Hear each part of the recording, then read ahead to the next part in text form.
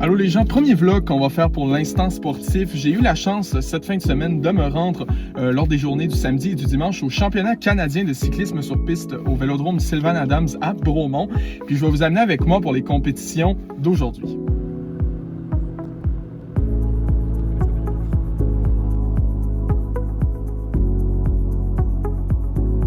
Là, je viens d'arriver sur place pour les deux compétitions de la journée. La première principale, c'est le Keirin. Le Keirin que vous connaissez peut-être, je vais vous expliquer de toute façon plus tard en voix off. Puis également le Madison qui va être à surveiller aujourd'hui.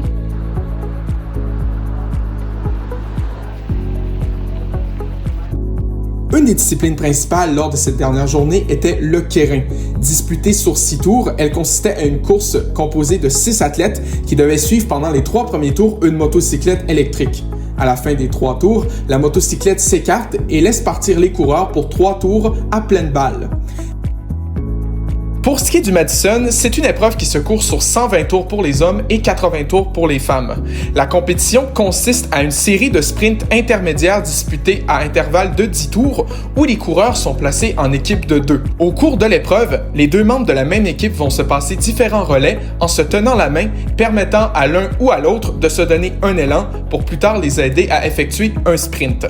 Lors du sprint, un système de points qui récompense les 4 premiers est mis en place et à la fin, c'est l'équipe qui possède le plus de points qui remporte l'épreuve.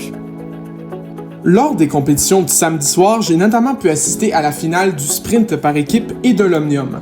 Pour ce qui est du sprint par équipe, c'est une épreuve qui se fait par équipe de 3 coureurs qui partent ensemble. Le premier va mener un tour et va aider ses coéquipiers à avoir le plus de vitesse possible pour compléter les tours suivants. Ils se font chacun un relais et à la fin, ils font un temps le plus rapide possible et c'est l'équipe qui a le temps le plus rapide qui remporte l'épreuve. Pour ce qui est de l'omnium, c'est une épreuve qui se spécialise entre 4 compétitions.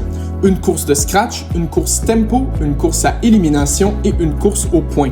Et à la fin, c'est le coureur qui possède le plus de points à la fin des 4 épreuves qui est couronné champion de l'omnium. Finalement, pour ce qui est des principaux médaillés, il est à noter que la délégation québécoise a très bien fait. Il faut noter que Jonathan Hintz et Gabriel Séguin du côté des hommes et Lily Plante, Justine Thomas et Lauriane Genet du côté des femmes ont au moins remporté une médaille d'or chacun. Pour ce qui est des athlètes hors Québec, plusieurs se sont également fortement illustrés. Il y a tout d'abord l'Olympien James Hedgecock, originaire de l'Ontario, qui a remporté 3 médailles d'or, et l'Albertaine Alexandra Volstad, qui court présentement avec la EF Education Oatly sur le circuit professionnel féminin, qui a également remporté 2 médailles d'or.